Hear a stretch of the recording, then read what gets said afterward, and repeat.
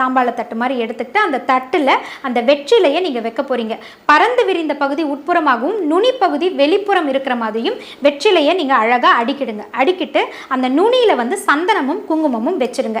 எத்தனை வெற்றிலை வைக்கிறீங்களோ அத்தனை வெற்றிலைக்கும் நுனியில் வந்து சந்தனமும் குங்குமமும் வச்சுருங்க. வச்சுட்டு அதற்கு மேலே அந்த முருகரினுடைய திருவுருவ படம் இருக்கிற மாதிரி அந்த இடத்துல தட்டை வச்சுட்டு அங்கே வந்து இப்போ நீங்கள் என்ன பண்ண போகிறீங்க, ஒரு விளக்கு வைக்க போகிறீங்க.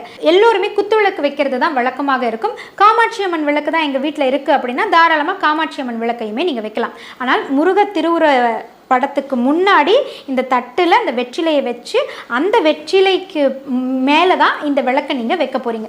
விளக்கை வச்சுட்டு நல்ல வாசனை நிறைந்த மலர்களால் முருகரையும் அலங்காரம் பண்ணிவிடுங்க. அந்த விளக்கையும் அந்த தட்டையுமே அலங்காரம் பண்ணிவிடுங்க. செவ்வரளி மலர் முருகருக்கு உகந்த ஒரு மலர் அப்படின்றது உங்களுக்கு தெரியும். அந்த மலரில் நீங்கள் அலங்காரம் பண்ணுறது மிக மிக உகந்தது.